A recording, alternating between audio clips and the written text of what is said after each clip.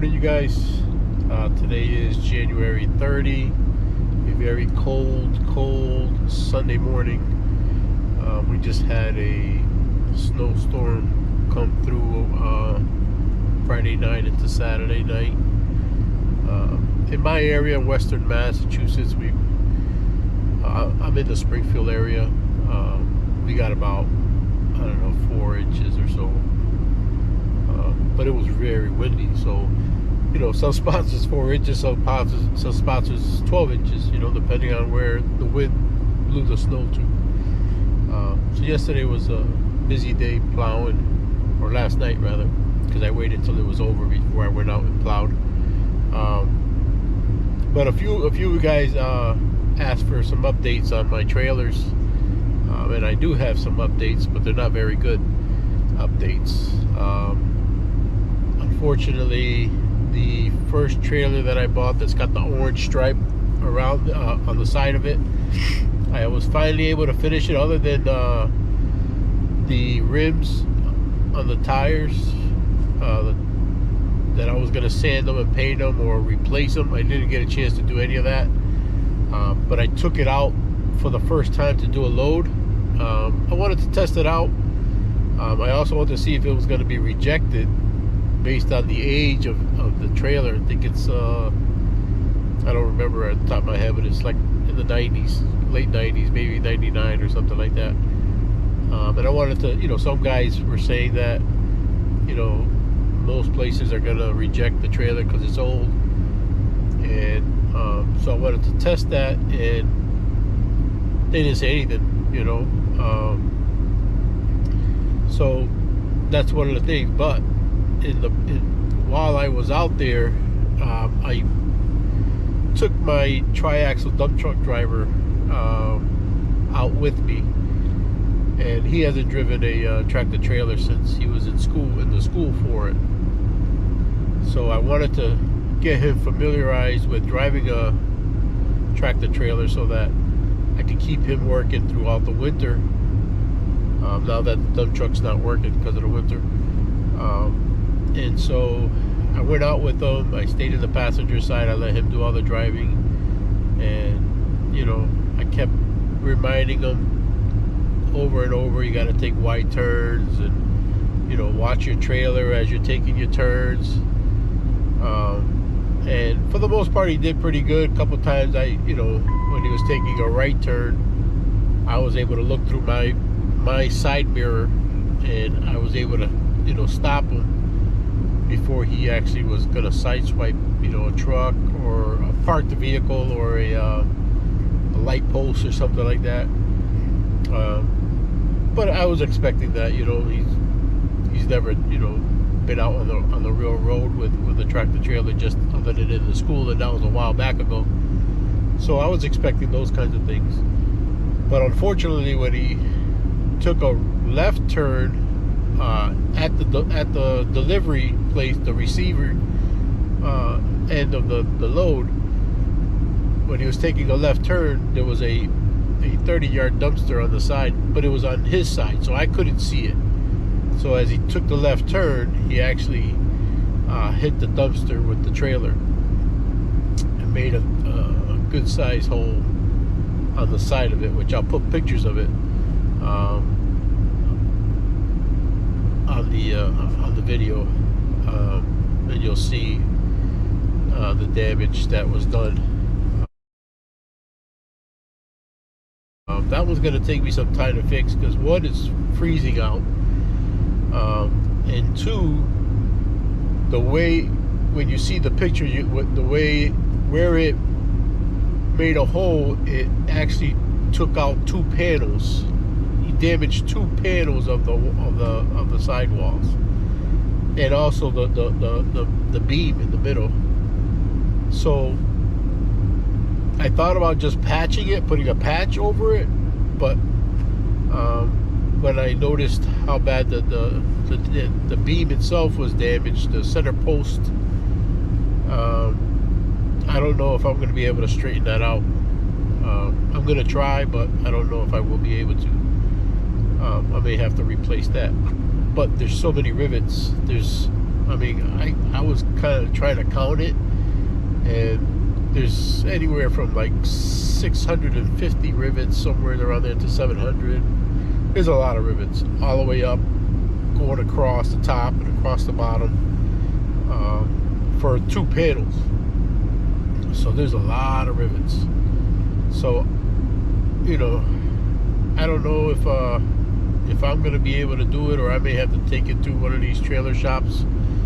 You know, they have these garages, they can put them inside, and they can do it inside. So I'm up in the air on that. And also on my other trailer, my very first trailer that I bought,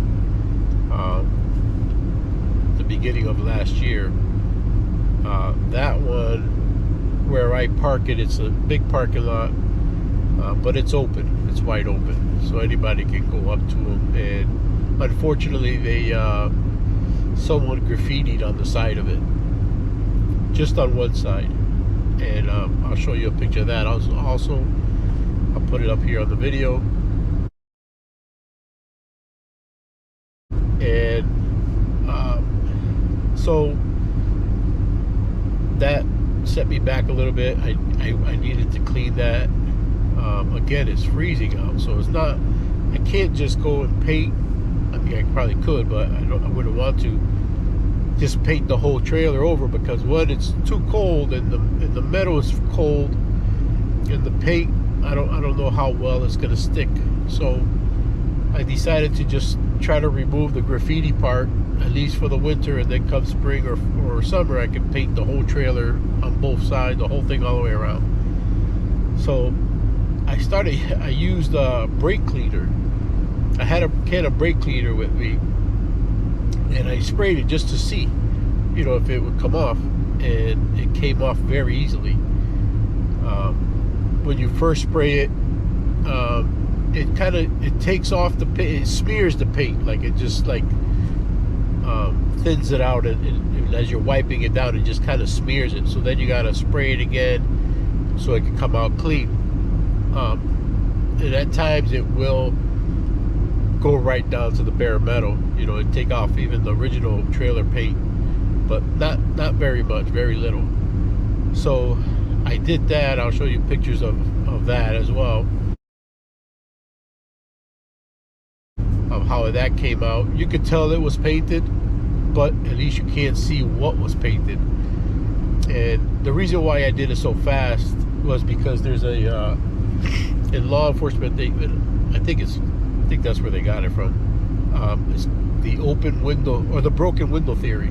Whereas someone will break a window, let's say at an abandoned house or abandoned vehicle, and if nobody fixes it, it invites that person or someone else to keep breaking more windows, because nobody's going to do anything about it, and they'll just keep damaging and vandalizing the property. So I figured if I left it like that, or if I took my time cleaning it, they'll just come back and keep graffitiing over the, you know, that same trailer, even on the other side of the trailer or on my other trailers. So I wanted, if it's somebody that was from the area, I wanted them to see that, you know, look, you're graffitiing over something that we use. This is not an abandoned trailer or anything like that. We use these trailers. And so I cleaned it right away. Hopefully it won't happen again, but we'll see. So I'll show you pictures of both, when they got graffitied and when they got cleaned.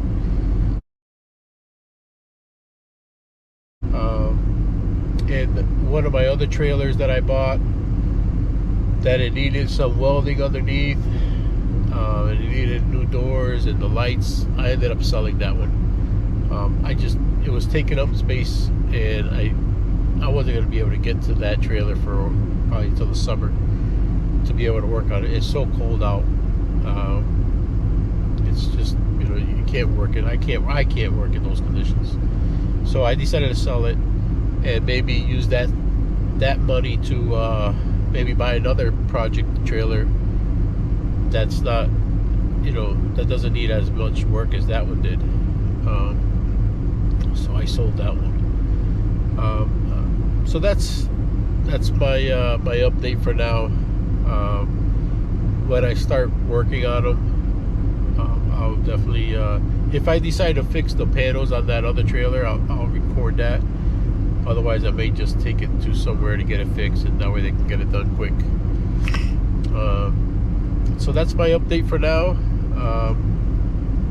I'm not at the location where I could, you know, show you actual video of the damage, but I'll post the pictures up here on the video. So that's all I got for now. I will keep making some more videos of other things that I'm doing. So please subscribe if you haven't already. Give me a thumbs up, give me a like, and a comment. Also, I got lucky and I used the brake cleaner. I didn't know if that was going to work, but it actually worked very well. And the reason why I tried the brake cleaner is because I use brake cleaner for my hands when they're really greasy. If I'm working mechanic and they're really dirty, that brake cleaner, I don't know what it has, but it cleans the grease instantly. Very easy. So right off your hands, and it doesn't do anything to my hands. I don't know if you got sensitive hands, it might do something, but it doesn't do anything to my hands. So might want to try that. So that's all I have for now. But if anybody knows some sort of chemicals or some sort of graffiti mover or paint remover that's good for something like that, in case it happens again, put that in the comment for me. If I appreciate it. So that's all I have for now. I'll see you guys on the next one.